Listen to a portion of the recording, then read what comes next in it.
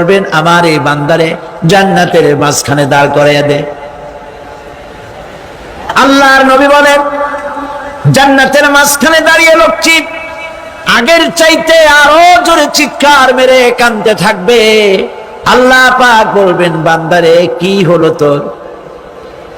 দরজার কাছে আসতে চাইছিলে, আইনা দিলাম। আবার এবার মাঝখানে আসতে চাইছো, তাও এনে দিয়েছি। আবার কান্দো কেন? লোকটি বলবে রব্বুল আলামিন এবার কান্দি এই জন্যে তুমি যখন দয়া করে একটিবার জান্নাতের মাঝখানে এনে আমাকে দাঁড় করায় দিয়েছো। তুমি রহমান রহিম গফুরুর রহিম, এই জান্নাত থেকে আবার আর বাইর করে দিও না। আল্লাহ রাব্বুল আলামিন বলবেন ও আমার বান্দারে, আমার এই জান্নাত তোর খুব পছন্দ হয়েছে নাকি? লোকটি বলবে রব্বুল আলামিন কলিজা ঠান্ডা হয়ে গেছে, ভাবতেও পারি না এই জান্নাত এত সুন্দর। আল্লাহ পাক বলবেন বান্দারে এরকম একটি নয় দুইটা নয়, তোর জন্য আমি 10টা জান্নাত এরকম রিজার্ভ করে রাখছি। সুবহানাল্লাহ। আল্লাহ পাককে ভয় করে পৃথিবীর সমস্ত পাপ থেকে যারা নিজেকে রক্ষা করবে আল্লাহ তাদের জন্য এই জান্নাত রেখে দিয়েছেন। সুবহানাল্লাহ। সেই জান্নাতের রিসিপশন আপনারা আন্দাজ করতে পারবেন না রিসিপশন কারে কয়। কি এর প্রধানমন্ত্রী আর প্রেসিডেন্ট 4-5টা পুলিশ আর আর্মি এসে একটা ফট করে সেলুট মারলো, বাস শেষ হয়ে গেল, এরকম না। জান্নাতীদেরকে রিসিপশন দেওয়া হবে। জান্নাতীরা যখন আল্লাহর হুকুমে জান্নাতের দিকে যেতে লাগবে, আর যখন জান্নাতের কাছে চলে যাবে আল্লাহ রাব্বুল আলামিন শোনায় দিচ্ছেন হাত্তা ইদা জাউহা ফুতিহাত আবওয়াবুহা ওয়া ক্বালা লাহুম খাজানাতুহা সালামুন আলাইকুম তিবতুম ফাদখুলুহা খালিদিন। সুবহানাল্লাহ। জান্নাতীরা যখন জান্নাতে প্রবেশ করার দরজার মুখোমুখি হবে, দ্বার রক্ষীগণ তখন বলবে সালামুন আলাইকুম, আল্লাহর শান্তি তোমাদের উপরে বর্ষিত হোক। সুবহানাল্লাহ। দুনিয়ার টাটকা টাটকা সুখগুলি 2 পা দিয়ে ঠেলে দিয়েছো, টাটকা সুখগুলি গ্রহণ করো নাই, হারাম খাও নাই, আল্লাহর দ্বীন কায়েমের জন্য রক্ত দিয়েছো, জীবন দিয়েছো, কষ্ট করেছো, আল্লাহকে ভয় করেছো। আমাদের সালাম গ্রহণ করো, জান্নাতের মধ্যে ঢুকে যাও চিরকালের জন্য। সুবহানাল্লাহ। আর বাইরে হওয়া লাগবে না, চিরকাল এই জান্নাতের মধ্যে তোমরা বসবাস করতে পারবে। আল্লাহ রাব্বুল আলামিনের ফেরেশতারা বলে দিবেন। জান্নাতের মধ্যে আল্লাহ পাক হুরদের সঙ্গে জান্নাতীদের বিয়ের ব্যবস্থা করে দিবেন। কোরআনে কারীমে আল্লাহ পাক বলেন মুত্তাকিইনা আলা সুরুরিম মাসফুফাতিন ওয়া যাওয়াজনাহুম বিহুরিন ঈন। সামনাসামনি ভাবে সাজানো সারি সারি আসন সমূহের উপর তারা ঠেস লাগায় বসে থাকবে, আর আল্লাহ রাব্বুল আলামিন হুরদের সাথে জান্নাতীদের বিয়ের ব্যবস্থা করে দিবেন। যেসব হুরের সঙ্গে বিয়ে হবে তাদের আল্লাহ পাক বিবরণ দিচ্ছেন কি রকম হবে তারা। লাম ইয়াতমিসহুন্না ইনসুন ওয়ালা জান, এর পূর্বে জিন এবং ইনসান এদেরকে কেউ স্পর্শ করে না। কি রকম তারা? কাআন্নাহুন্নাল ইয়াকুতু ওয়াল মারজান, যেমন ঝিনুকের ভিতরে মণিমুক্তা থাকে এইভাবে আল্লাহ পাক তাদেরকে পবিত্র করে রেখে দিয়েছেন। আমার প্রিয় ভাইরা, আল্লাহ রাব্বুল আলামিন কোরআনে কারীমের ভিতরে বলেছেন ফাবিআইয়ি আলা'i রাব্বিকুমা তুকাযযিবান। জান্নাত দান করে আল্লাহ পাক এবার জান্নাতীদেরকে সম্বোধন করে বলবেন ইয়া ইবাদি লা খাউফুন আলাইকুমুল ইয়াওমা ওয়ালা আনতুম তাহজানুন। হে আমার বান্দারা, লা খাউফুন আলাইকুমুল ইয়াওম, আজ আর কোনো ভয় নাই। সুবহানাল্লাহ, সুবহানাল্লাহ। আজ আর কোনো ভয় নাই, কোনো চিন্তাও নাই, আরামে এই জান্নাতের মধ্যে বসবাস করো। এরপরে আল্লাহ পাক জিজ্ঞেস করবেন, ও আমার জান্নাতীরা, আমি যেসব ওয়াদা করছিলাম আমার ওয়াদা মোতাবেক সমস্ত নিয়ামত পেয়েছো? তারা বলবে হ্যাঁ পেয়েছি, সব নিয়ামত আপনার ওয়াদা মোতাবেক সব পেয়েছি। আল্লাহ রাব্বুল আলামিন বলবেন সব পাও নাই, ওয়ালাদাইনা মাজিদ, আমার কাছে আরো বেশি আছে। সুবহানাল্লাহ, আমার কাছে আরো বেশি আছে। জান্নাতীরা বুঝবে না সে আরো বেশিটা কি, এর থেকে আর বেশি কি। প্রিয় ভাই সব, নবী করিম সাল্লাল্লাহু আলাইহি সাল্লাম বলেছেন, জান্নাতের সুখ আর শান্তি কোন চোখ নাই যা দেখেছে, যা কোন অন্তঃকরণ নাই যা কল্পনা করতে পেরেছে। এই জান্নাত মুত্তাকিদের জন্য আল্লাহ রাখছেন। সুবহানাল্লাহ।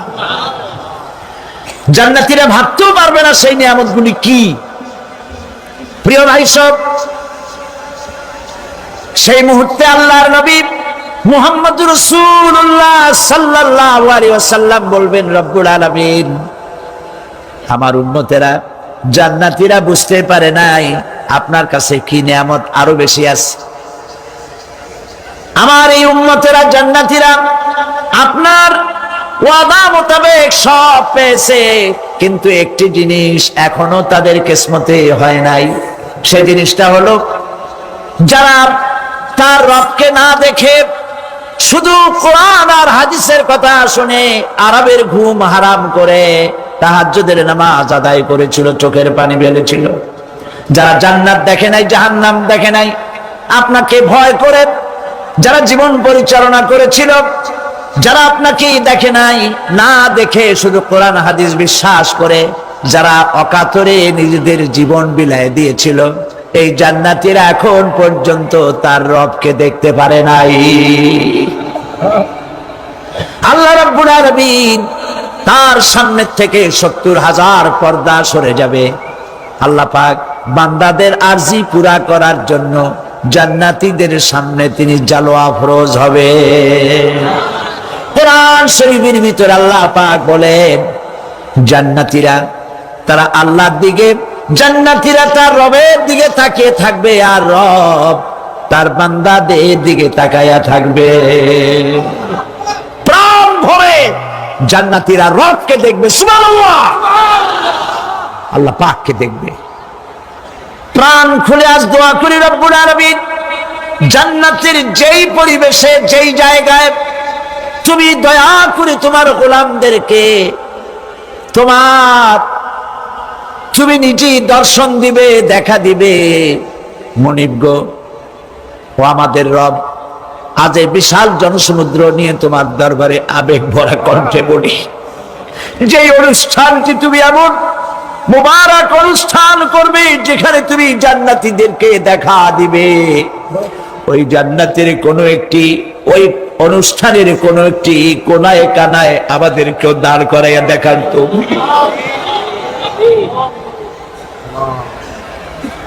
প্রিয় ভাই সব, আল্লাহ রাব্বুল আলামিন মানুষের সামনে এত সব নিয়ামত রেখেছেন, এই জান্নাত দান করবেন। এরপরে আল্লাহ রাব্বুল আলামিন কোরআনে কারীমের মধ্যে বলেছেন, রব্বিস সামাওয়াতি ওয়াল আরদি ওয়া মা বাইনাহুমার রাহমানি লা ইয়ামলিকুনা মিনহু খিতাবা। এসব পুরস্কার রয়েছে তোমাদের সেই রবের পক্ষ থেকে যিনি আকাশ আর জমিনের মালিক। সুবহানাল্লাহ বলবেন না? যার সামনে কথা বলার ক্ষমতা কারো হবে না। এটি একটি মারাত্মক কথা। কিয়ামতের দিন আল্লাহর দরবারে কেউ কথা বলতে পারবে না আল্লাহর নির্দেশ ছাড়া। একটি আকীদা পরিষ্কার করে নিয়ে যান আপনাদের, সে আকীদাটা এভাবে পরিষ্কার করুন, কোন পীর সাহেব, কোন খাজা বাবা, কোন মাওলানা, কোন মুহাদ্দিস, কোন বুজুর্গ আপনাকে সুপারিশ করতে পারবে না, যদি না আল্লাহ পাক তাকে কথা বলার তৌফিক না দেন। মনে থাকবে এটা। আয়াতুল কুরসির ভিতরে আমরা পড়ি, মান যাল্লাযী ইয়াশফাউ ইনদাহু ইল্লা বিইযনিহি। আল্লাহ পাক বলেছেন কিয়ামতের দিন আল্লাহর দরবারে কার সাহস আছে কথা বলতে পারে? মান যাল্লাযী ইয়াশফাউ ইনদাহু ইল্লা বিইযনিহি। আল্লাহর ওয়াদা ছাড়া, হুকুম ছাড়া আল্লাহর সামনে কথা বলার সেদিন কেউ থাকবে না। সুবহানাল্লাহ। কেউ কথা বলতে পারবে না। সুপারিশ করতে হবে আল্লাহ যারে বলেন তুমি করো, অমুকের জন্য করো, সেই ব্যক্তি শুধু তার জন্যই করতে পারবে, আর কেউ কথা বলতে পারবে না। সেই কঠিন হাসরের ময়দান, যেদিন শুধুমাত্র আল্লাহ পাক কথা বলবেন, আর যারে বলতে বলবেন সেই কেবলমাত্র বলতে পারবে। সুপারিশ এটি আল্লাহ পাক কিয়ামতে পারমিশন দিলে বলা যাবে। হযরত ইব্রাহিম আলাইহিস সালাম কিয়ামতের দিন তার নিজের পিতা সম্পর্কে সুপারিশ করবেন। রব্বুল আলামিন, আমার আব্বার জন্য সুপারিশ করতেছি, মেহেরবানি করে জাহান্নাম থেকে তারে আপনি রক্ষা করুন। আল্লাহ রব্বুল আলামিন বলবেন, ইব্রাহিম তোমার সুপারিশ মঞ্জুর হবে না। প্রিয় ভাই সব, একটু মাথা খাটান, চিন্তা করেন। জাতির পিতা কে? জাতির পিতা চিল্লায় বলুন, কলিজা সাফ করে ফেলুন। মুসলমানদের জাতির পিতা হাবিজ আবি কেউ হতে পারে না।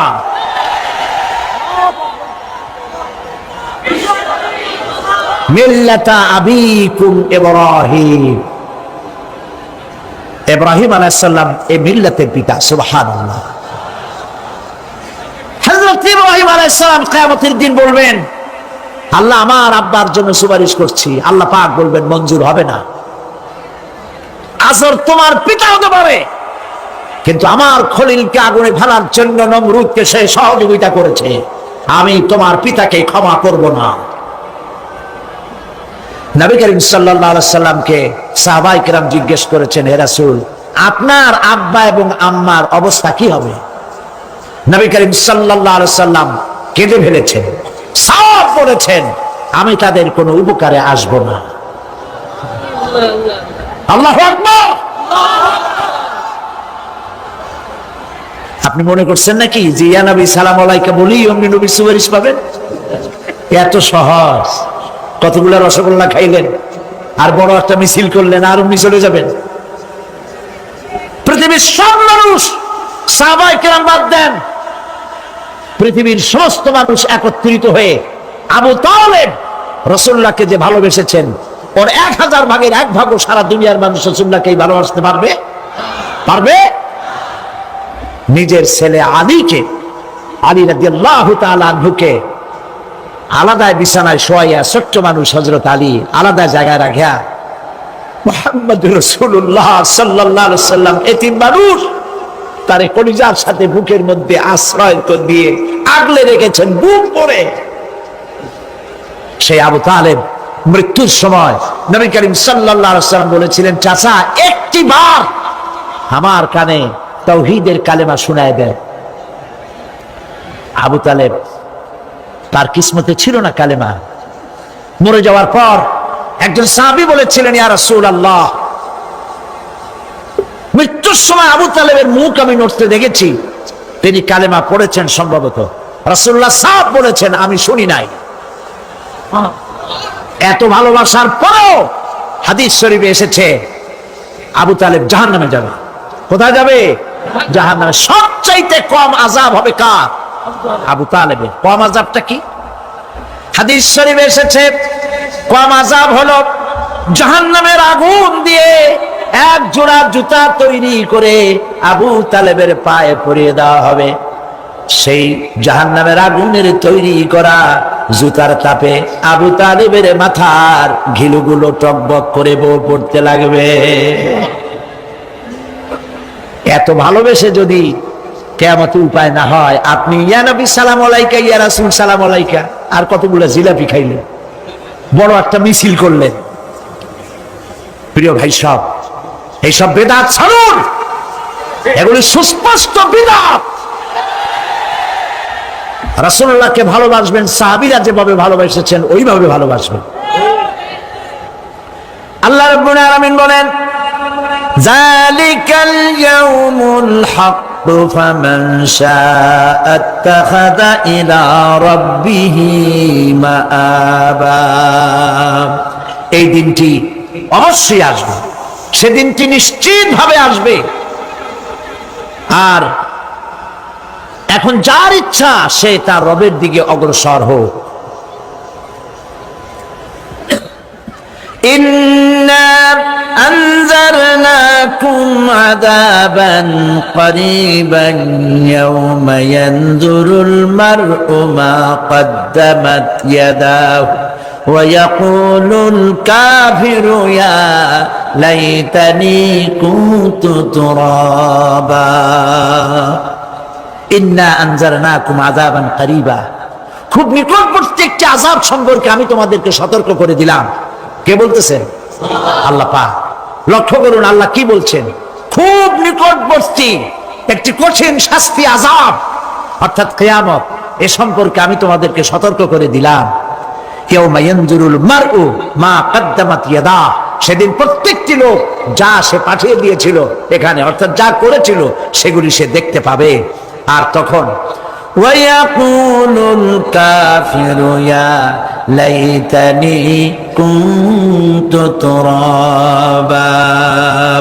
সেই কিয়ামতের ময়দানে অবস্থা দেখে কাফেররা বলবে, আহারে মানুষ না হইয়া যদি মাটি হইয়া যেতাম, যদি মাটি হতাম, যদি মানুষ না হয়ে না জন্মতাম, আজ এই হাসরের ময়দানে এইখানে এই বিচারের মুখোমুখি হতাম না, মাটি হইলে বরং অনেক ভালো হতো। এই পৃথিবীতে আমরা এসেছি, চলে যাব, যাওয়ার আগে এই কোরআন একটি বিশাল জনগোষ্ঠী এমন বানাতে চেয়েছে যে জনগোষ্ঠী এই কোরআন দিয়ে একটি বিশাল সমাজ গড়বে, রাষ্ট্র গড়বে, এমন রাষ্ট্র গড়বে যেই রাষ্ট্রে দুঃখ থাকবে না, অশান্তি থাকবে না, যেখানে সুখ থাকবে, সমৃদ্ধি থাকবে, আর কিয়ামতের দিন আল্লাহর জান্নাতে তারা চলে যাবে। তেমন একটি সমাজকে আমরা চাই। সবাই বলেন সেরকম একটি সমাজকে আমরা চাই। প্রিয় ভাই সব, কিয়ামতের দিন আমরা যেতে চাই জান্নাতে। কোথায় যেতে চাই বলেন? জোরে বলেন। এই জান্নাতে যাওয়ার জন্য দুইটা কাজ করতে হবে। কয়টা কাজ? আল্লাহ রাব্বুল আলামিন বলেন, ফামান কানা ইয়ারজু লিকাআ রাব্বিহি ফালইআমাল আমালান সালিহান ওয়া লা ইউশরিক বিইবাদাতি রাব্বিহি আহাদা। আল্লাহ পাক বলেন, যে বাজারা আমার সঙ্গে দেখা করতে চায় কিয়ামতে, দুইটা কাজ করা লাগবে। বলেন কয়টা কাজ? একটা হলো নেক আমল। কি আমল বলেন? নেক আমল। নেক আমল কারে বলে? নেক আমল করতে হলে আবার দুইটা শর্ত লাগে। এক নম্বরে কাজটা করতে হবে আল্লাহরে খুশি করার জন্য। কারে খুশি করার জন্য? একটা মাদ্রাসা বানাইছি যাতে লোকেরা বলে যে বড় একটা মাদ্রাসা বানাইছে, এই জন্য মাদ্রাসা বানাবেন, মসজিদ বানাবেন, হসপিটাল বানাবেন, যা কিছু করেন নিয়ত হবে আল্লাহকে খুশি করা। নিয়ত হবে কারে খুশি করা? আল্লাহ পাককে খুশি করা। এই হলো নেক আমলের প্রথম শর্ত, কাজ হবে আল্লাহকে খুশি করার জন্য। দুই নম্বরে কাজটি হতে হবে সুন্নতে নববী সাল্লাল্লাহু আলাইহি ওয়াসাল্লামের উপরে। মনে থাকবে, দাড়ি রাখবো। কেন রাখবো? রাসূলের সুন্নত। রাখবো কারে খুশি করার জন্য? আল্লাহ খুশি করার জন্য। রাখবো কার মতো? রবীন্দ্রনাথের মতো, কার্ল মার্কসের মতো, কবির মতো নয়। রাখতে হবে কার মতো? নবীর মতো। বুঝে নেন, কাজটা হতে হবে আল্লাহকে খুশি করার জন্য। দুই নম্বরে কাজটা হতে হবে সুন্নতে নববী সাল্লাল্লাহু আলাইহি ওয়াসাল্লামের উপরে হতে হবে। তাহলে এই হলো এক নম্বর। জান্নাতে যাওয়ার জন্য, আল্লাহর সাথে দেখা করার জন্য এক নম্বরের কাজ হলো নেক আমল। বলেন এক নম্বরের কাজ কি? দুই নম্বরের কাজ, ওয়ালা ইউশরিক বিইবাদাতি রাব্বিহি আহাদা। আল্লাহ রাব্বুল আলামিনের ইবাদতের সাথে কাউকে শরীক স্থাপন করা যাবে না। আমরা যারা মুসলমান, অধিকাংশ মুসলমান শিরকের ভিতরে মুবতালা হয়ে আছে। বিশ্বাস করেন কিনা বলেন? কাফেরেরা তো মুশরিক আছে, ওরা তো মুশরিক আছেই, কিন্তু আমরা মুসলমানেরা আমাদের আমলের মধ্যে আমাদের অজান্তে সবের নিয়তে অনেক শিরক আমরা করে বসি। নাউজুবিল্লাহ, বলেন নাউজুবিল্লাহ। এই জন্য আমি বারবার সতর্ক করি, নিজেকেও করি, আপনাদেরকেও করি। এই কারণে করি, শিরকের গুনাহ আল্লাহ মাফ করবেন না। ইন্না শিরকা লাযুলমুন আযীম, শিরক মস্ত বড় অপরাধ, জুলম, আল্লাহ মাফ করবেন না। আল্লাহর কাছে কান্দে কান্দে মাপ চাওয়া লাগবে যে আল্লাহ শিরক থেকে আমাকে রক্ষা করো, বাঁচাও। অনেক গোপন শিরক আছে। মাজারে যান, পীর সাহেবের কাছে যান, মনে যদি নিয়ত থাকে উনি ফু দিলে আমি ভালো হবই, উনি তাবিজ দিলে আমার বাচ্চা হবেই, উনি আমারে দয়া করলেই আমার ব্যবসায় উন্নতি হবেই, এইটার নাম শিরক। এটার নাম কি? ওয়াইজা সাআলতা ফাসআলিল্লাহ ওয়াইজা ইসতাআনতা ফাসতাইন বিল্লাহ। যা বলার আল্লাহরে বলো, আর যা চাওয়ার কার কাছে চাও?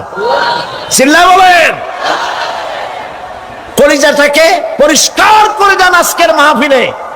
এই কলিজায় কারো প্রতি কোনো ভয় রাখবো না আল্লাহ ছাড়া। ভয় করবো কারে বলেন? মহব্বত আল্লাহ ছাড়া, এত বেশি মহব্বত আর কাউকে করব না।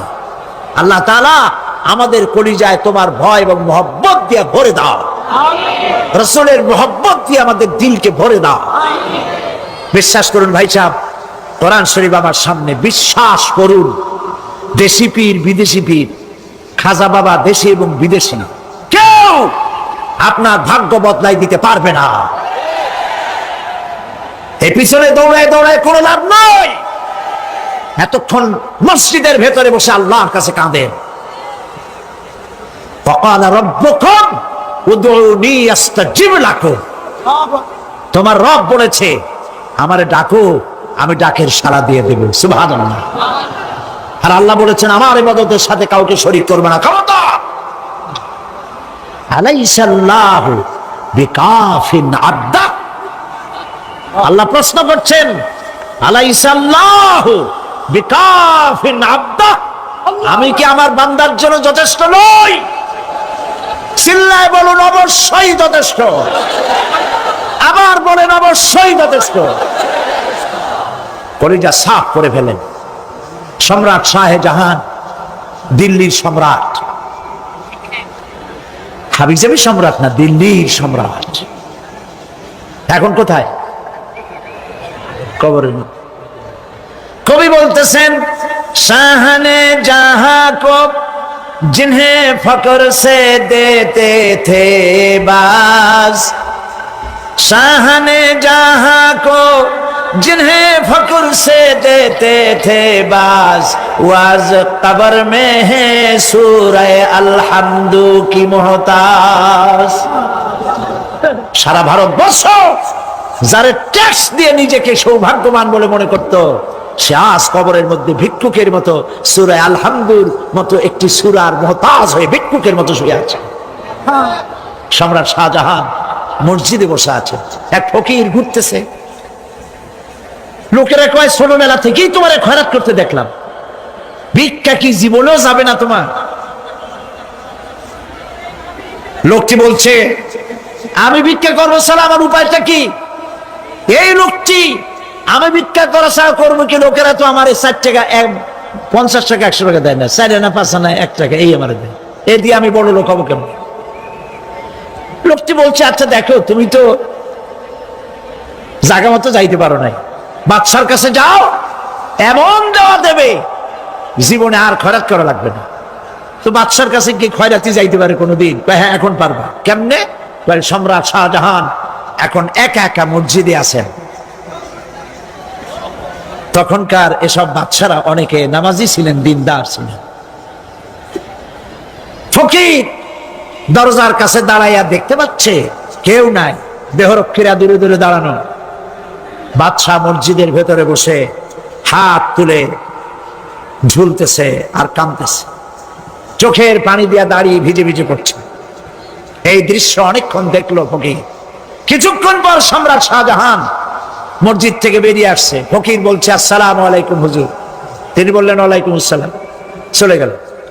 বাচ্চা বললো, আমার কাছে তো কেউ আইসা কিছু না চাইয়া তো যায় না, এরে দেখলাম খয়রাতির মতো কিছু চাইলো না, বেটা ভয় করলো নাকি? হ্যাঁ মেয়ে এদিকে আসো। আসছে। ভয় পাইছো? কয় না, ভয় পাইনি। তো কিছু যে চাইলে না? ফকির বলছে, জাহাপানা সত্যিই কিছু চাইতে আসছিলাম। তারপর চাইলে না কেন? ফকির বলছে, জাহাপানা সারা জীবন ভিক্ষা করেছি, আর আজ দিল্লির সম্রাটের কাছে বেশি পাওয়ার লোভে এসেছিলাম, কিন্তু আপনার দশা দেখা আমার জ্ঞানের চোখ খুলে গেছে। আমি লক্ষ্য করে দেখলাম, আমি সম্রাটের কাছে চাইতে এসেছি, হাত তুলি নাই, বিনয় প্রকাশ করি নাই, চোখের পানি ফেলি নাই, কিন্তু লক্ষ্য করে দেখলাম দিল্লির সম্রাট আমার চাইতেও বড় ভিক্ষুকের মতো। আবার কোন সম্রাটের কাছে হাত তুলে কান্দে? আমার জ্ঞানের চোখ খুলে গিয়েছে, আমি বুঝতে পেরেছি সম্রাট কান্দে যেই সম্রাটের কাছে, তারে ছাড়া আর কারো কাছে জীবনে চাইব না। এই কথাই সূরা ফাতিহায় প্রত্যেক দিন পড়ি, বুঝি না কি পড়ি। ইয়াকা না'বুদু ওয়া ইয়াকা নাস্তাঈন। আয় আল্লাহ, একমাত্র তোমার গোলামি করি আর তোমার কাছে সাহায্য চাই, তুমি ছাড়া কারো কাছে সাহায্য চাই না। যাকাত হচ্ছে পবিত্র করে দেওয়া। নামাজের পর ইসলামের সবচাইতে গুরুত্বপূর্ণ ব্যাপার হলো নামাজ। নামাজের পরই গুরুত্বপূর্ণ ব্যাপার হচ্ছে যাকাত। আর ইবাদতের বেলায় সাধারণত নামাজের পরে আমরা রোজা বলি, নামাজ রোজা, কিন্তু আসল কথা হচ্ছে নামাজের পরই যাকাত। কোরআনে কারিমে এভাবেই বলা হয়েছে। নামাজ এবং যাকাত এ দুটি জিনিস হচ্ছে ইসলামের প্রধান স্তম্ভ। ইসলামী রাষ্ট্র যদি হয়, যদি দেশটা ইসলামী রাষ্ট্র হয়ে যায়, তাহলে মুমিনেরা যদি ক্ষমতায় আসে, তাহলে কি কাজ করবে? আল্লাহ রাব্বুল আলামিন কোরআনে কারিমের মধ্যে বলেছেন, আল্লাযীনা ইম্মাক্কান্নাহুম ফিল আরদি আকামুস সালাত ওয়া আতাউজ যাকাত। আমার মুমিন বান্দারা যদি ক্ষমতায় আসে, মুমিনরা যদি ক্ষমতা পায়, তাহলে চারখানা কাজ করবে। কয়খান কাজ? জোরে চিল্লায় কোন কয়খান? প্রথম কাজ, ক্ষমতায় এসেই নামাজ প্রতিষ্ঠা করবে। প্রথম কাজ কি? নামাজ প্রতিষ্ঠা করবে। সে নামাজের কথা বলবো কালকে। 2 নম্বরের কাজ হলো যাকাত আদায় করবে। 2 নম্বরের কাজ কি? যাকাত আদায় করবে। যাকাত বোর্ড গঠন করবে না, যাকাত আদায় করবে। যে সরকার নামাজ প্রতিষ্ঠা করে না, সে সরকারের যাকাত বোর্ড করে যাকাত আদায় করার অধিকার থাকার কথা নয়। সুবিধাবাদ জিন্দাবাদ দিলে তো চলবে না।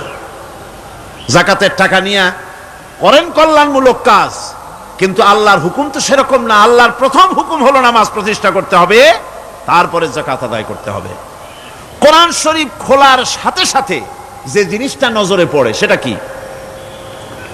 কোরআনে কারীম খোলার সঙ্গে সঙ্গে যে জিনিসটি নজর পড়ে তা হলো আলিফ লাম মিম যালিকাল কিতাবু লা রাইবা ফীহি হুদাল লিল মুত্তাকিন আল্লাযীনা ইউমিনুনা বিল গায়বি ওয়া ইউকিমুনাস সালাতা ওয়া মিম্মা রাযাকনাহুম ইউনফিকুন। এই কিতাবের মধ্যে কোনো সন্দেহ নাই, মুত্তাকিনদের জন্য এই কিতাব হেদায়েত, হেদায়েতের জন্য এসেছে। আর মুত্তাকি হচ্ছে তারা যারা নাকি গায়েবের প্রতি ঈমান আনে, অদৃশ্যকে বিশ্বাস করে, নামাজকে প্রতিষ্ঠা করে, আর আমি যে রিজিক দিয়েছি তার দ্বারা আমার রাস্তায় খরচ করে। ইসলাম নামাজের পরই জাকাতের জায়গাটা দিয়েছে। যেখানেই আছে আকিমুস সালাত, সেখানেই আছে ওয়াতুজ যাকাত। দেখছেন কি ধরনের একটা মিল, যেখানেই নামাজ প্রতিষ্ঠা করো সেখানে যাকাত আদায় করো। তার মানে হলো নামাজ সঠিকভাবে প্রতিষ্ঠা হতেই পারে না যাকাত ভিত্তিক অর্থ ব্যবস্থা পরিচালিত হওয়া ছাড়া। কারণ একটি গরিব মানুষ, পেটে খাবার নাই, সে নামাজ পড়তে যখন দাঁড়িয়েছে তার নিজের পেটে খাবার নাই, তার বাচ্চা অসুখে তড়পাচ্ছে, তার ছেলের পরীক্ষার ফি নাই, ফি দেওয়ার মতো পয়সা নাই, তার স্ত্রীর পরনে কাপড় নাই, নামাজ পড়তে দাঁড়িয়েছে, স্বাভাবিকভাবেই নিজের ক্ষুধার যন্ত্রণা, বিবি বাল বাচ্চার কষ্টের কথা এগুলি তার মনের মধ্যে তোলপাড় করে উঠবে। এ কথা আল্লাহর চাইতে আর কে ভালো বুঝবে? সেই জন্য আল্লাহ পাক বলেছেন আকিমুস সালাত ওয়া আতুজ যাকাত, নামাজ প্রতিষ্ঠা করো, যাকাত আদায় করো। নামাজ আর যাকাতকে পাশাপাশি রাখা হয়েছে। আর এই নামাজ আর যাকাত দুনিয়ার সমস্ত নবীদের উপর আল্লাহ ফরজ করেছিলেন। কোন সুবহানাল্লাহ। এ শুধু আপনার আমার নবীর উপরে না, দুনিয়ার সব নবীদের উপরে নামাজ আর যাকাত কি ছিল? ফরজ। হযরত ইব্রাহিম আলাইহিস সালাম এবং তার বংশের নবীদের কথা উল্লেখ করার পর আল্লাহ রাব্বুল আলামিন বলছেন ওয়াজআলনাহুম আইম্মাতান ইয়াহদুনা বিআমরিনা وأوحينا إليهم فعل الخيرات وإقام الصلاة وإيتاء الزكاة وكانوا لنا عابدين وجعلناهم أئمة আমি সমস্ত নবীদেরকে নেতা বানাইছি। সমস্ত নবীরা কি? আর এক শ্রেণীর, কি বলবো আমি, আমার কাছে ভাষা আসতেছে না, এক শ্রেণীর ভদ্রলোক বলি, ওনারা বলেন নবীদের নেতা কওয়া যাবে না। আশ্চর্য কথা। এই আয়াতের অর্থ তারা কি করবেন? ওয়াজআলনাহুম আইম্মাতান, নবীদের কথা বলা হচ্ছে আমি সমস্ত নবীদেরকে নেতা বানিয়েছি, তাদেরকে আমি নির্দেশ করেছি ভালো কাজের, তারা কল্যাণমূলক কাজ করবে এটা নির্দেশ করেছি, নেতা বানিয়েছি। আর তাদেরকে বলেছি কল্যাণমূলক কাজ করার জন্য, নামাজকে প্রতিষ্ঠা করার জন্য, যাকাতকে আদায় করার জন্য। আর তারা সবাই ছিল আমার অনুগত, বাধ্যগত। নবীরা সব হলেন নেতা। নবীরা কি?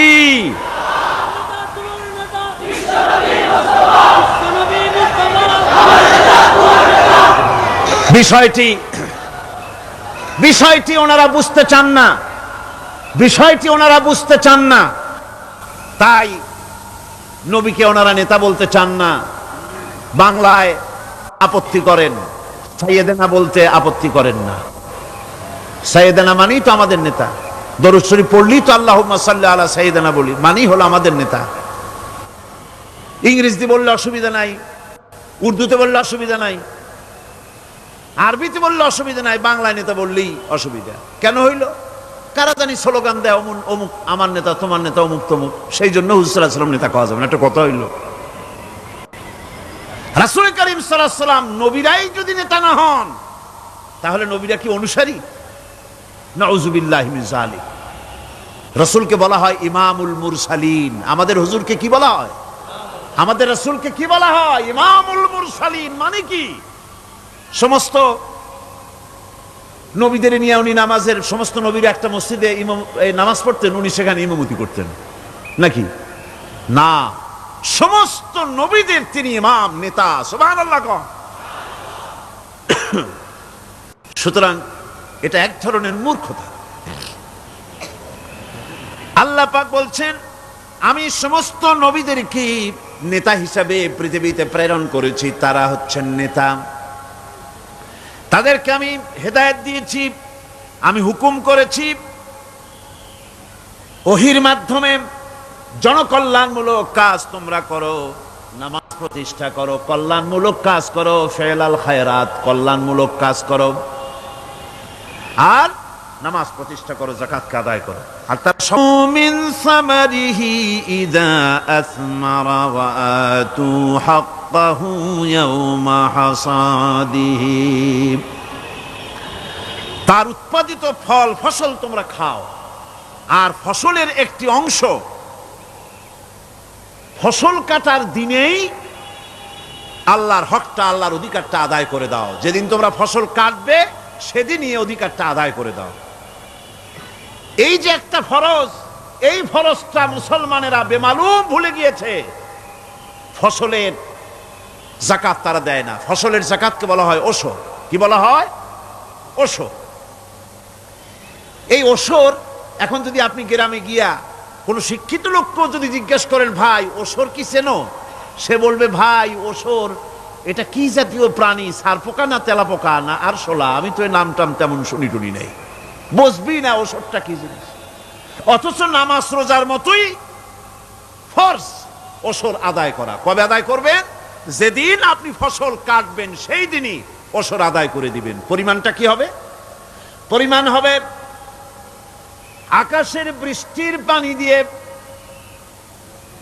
আকাশের বৃষ্টির পানি দিয়া যদি ফসল হয় তাহলে দিবেন 10 ভাগের 1 ভাগ। 10 মণ যদি ধান হয়, গম হয়, ডাল হয়, 1 মণ আল্লাহর অধিকার আদায় করে দিবেন। অধিকারটা কার? আল্লাহ কি করবে দিয়া? আল্লাহর অধিকার মানে গরিবের অধিকার, গরিবের হক। এই অধিকারটা আদায় করে দাও। 10 মণ হলে কয় মণ? কি হলে? যদি আকাশের বৃষ্টির পানিতে হয়। আর যদি আপনার সেচের মাধ্যমে হয়, সেচ পরিকল্পনার মাধ্যমে পয়সা খরচ করে পেট্রোল ডিজেল লাগায়া ইঞ্জিন চালাইয়া পানি উঠাইয়া কষ্ট করে ফসল ফলাইছেন, তাহলে আল্লাহ পাক বলছেন 10 মণে 1 মণ দেওয়া লাগবে না, তোমার খরচ হইছে বেশি। বান্দারে, তোমার উপরে আল্লাহ পাক জুলুম করবেন না, এবার 20 মণ হলে তার থেকে 1 মণ দিও। সুবহানাল্লাহ। ওয়ামাল্লাহু বিযাল্লামিল লিল আবিদ। আল্লাহ রাব্বুল আলামিন তার বান্দার উপর জুলুম করেন না। সুবহানাল্লাহ। কোন এইভাবে করে ওশরের যাকাতটা তোমরা ঠিকমতো আদায় করে দিও। ওশরটা দিও, ফসলের ওশর দিও আর টাকার যাকাত দিয়ে দিও। যারা এটা দিবে না তাদের সম্পর্কে আল্লাহ পাক সূরা তওবার ভিতরে বলেছেন, ওয়াল্লাযীনা ইয়াকনিজুনা আয-যাহাবা ওয়াল ফিদ্দাতা ওয়া লা ইউনফিকুনাহা ফী সাবিলিল্লাহি ফাবাশশিরহুম বিআযাবিন আলীম। যারা নাকি স্বর্ণ এবং রৌপ্যকে সঞ্চয় করে, জমা করে, ওয়ালা ইউনফিকুনাহা ফী সাবিলিল্লাহ, আর আল্লাহর রাস্তায় তা খরচ করে না, ফাবাশশিরহুম বিআযাবিন আলীম, তাদেরকে কঠিন পীড়াদায়ক শাস্তির সুসংবাদ দাও। পীড়াদায়ক শাস্তির কি দাও?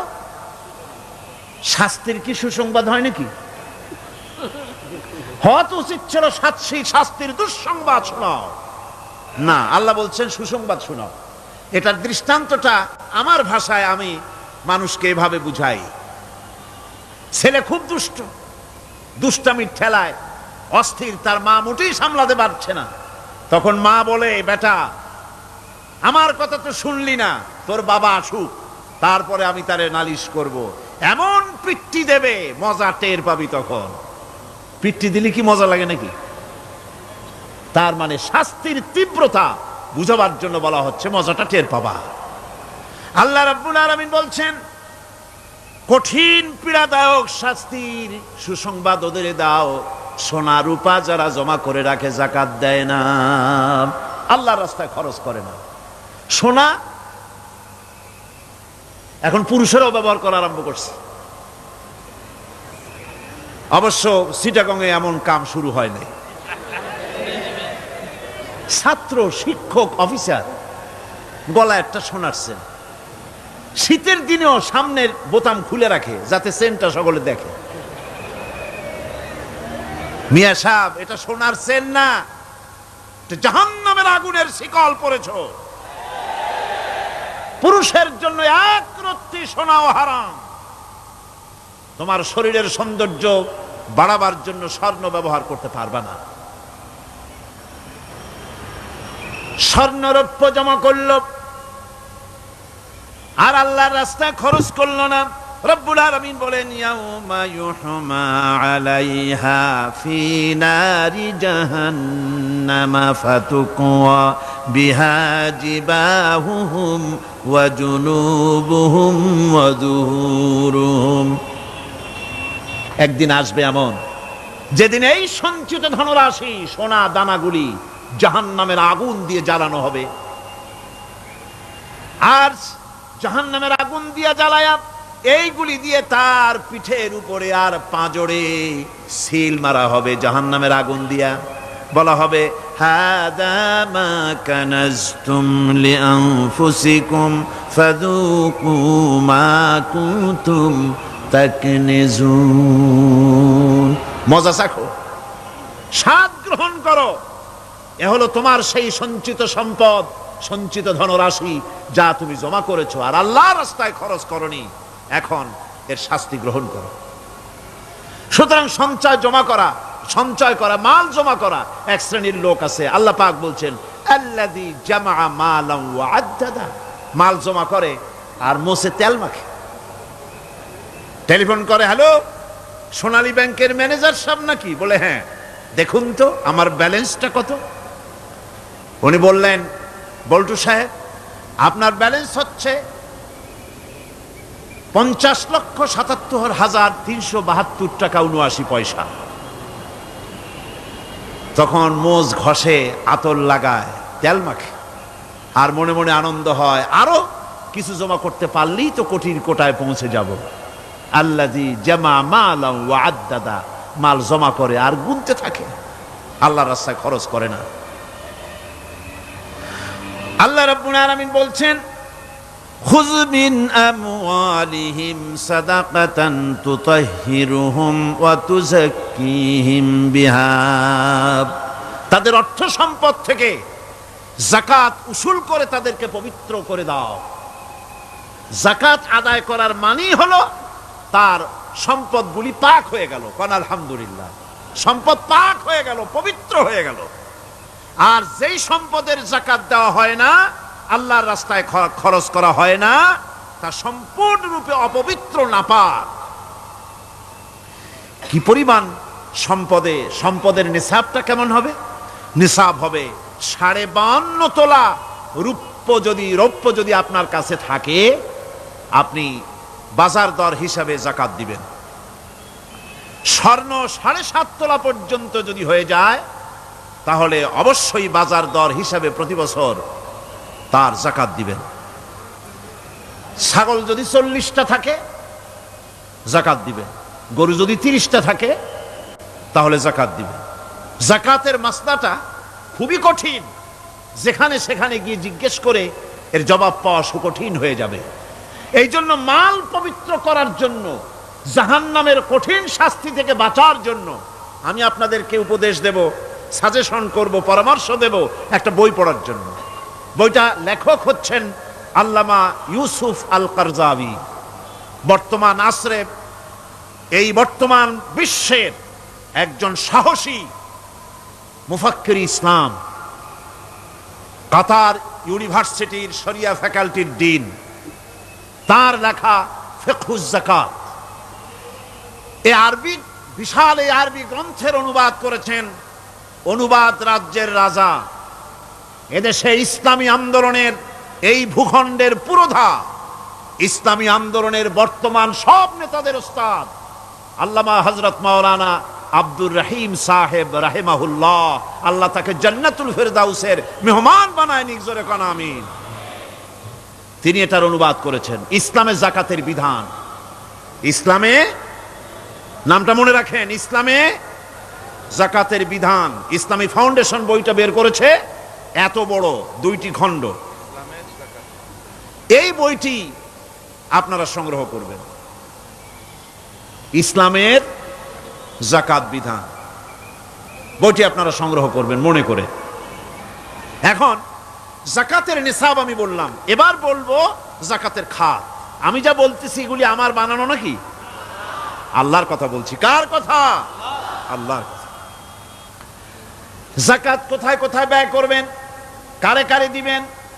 আল্লাহ রাব্বুল আলামিন বলেন إنما الصدقات للفقراء والمساكين والعاملين عليها والمؤلفة قلوبهم وفي الرقاب والغارمين وفي سبيل الله وابن السبيل فريضة من الله والله عليم حكيم।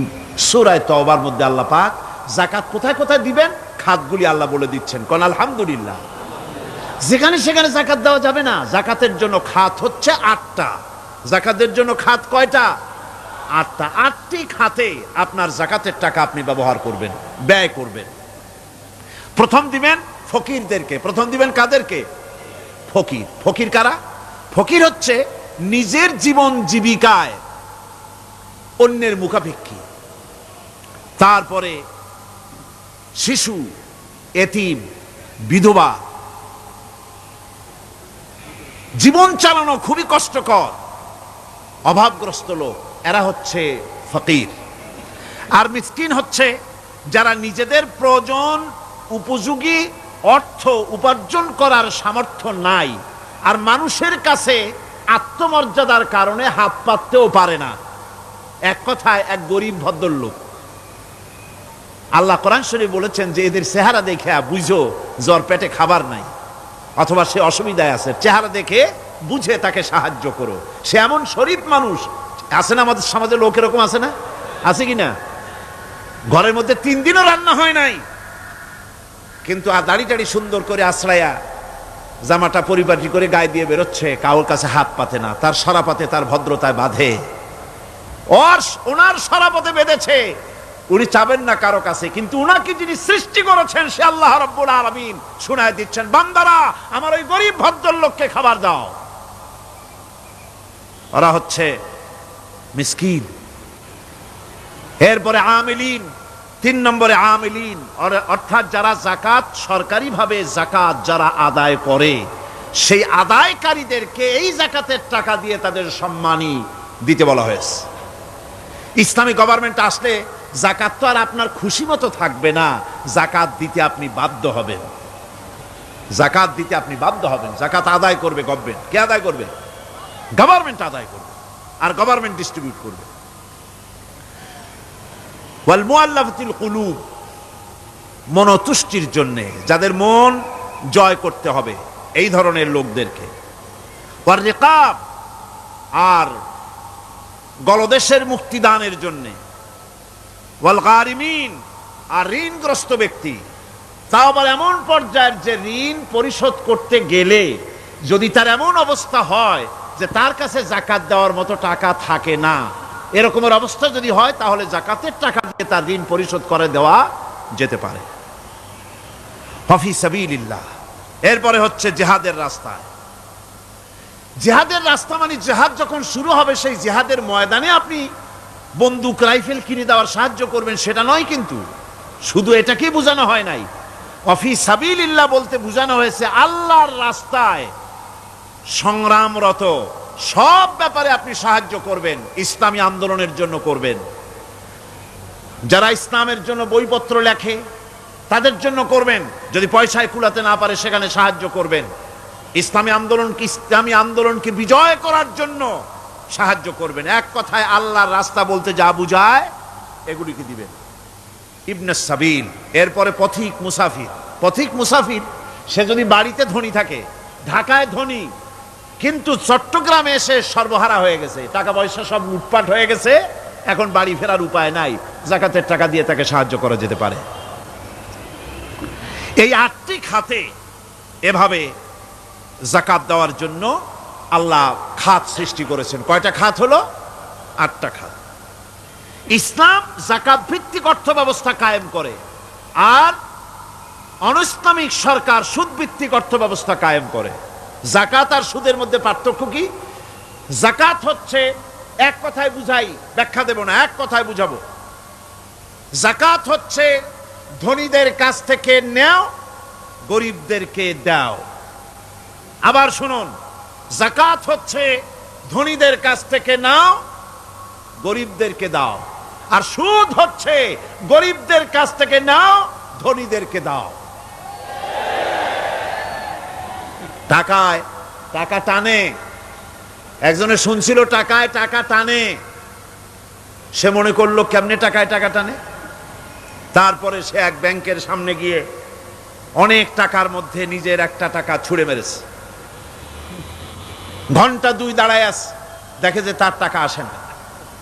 তখন ব্যাংকের দারোয়ান এসে পিছন থেকে গলাটা ঠেসে ধরছে, বেটা তুমি চোর নাকি, না হাইজাকার, না মাস্তান, না সাদাবাজ?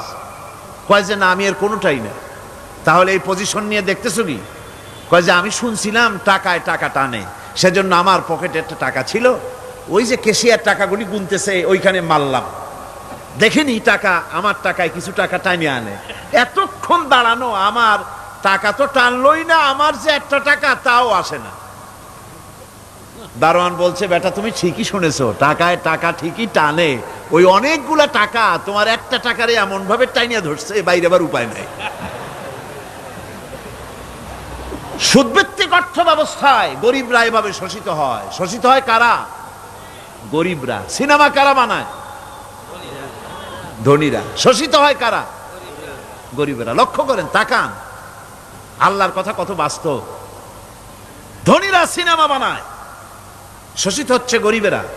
রিক্সা চালায়, ঠেলা গাড়ি চালায়, মাথার ঘাম পায়ে ফেলেছে, পরিশ্রান্ত হয়েছে, বিকাল বেলায় সেই টাকা নিয়ে যাচ্ছে বাজার করতে।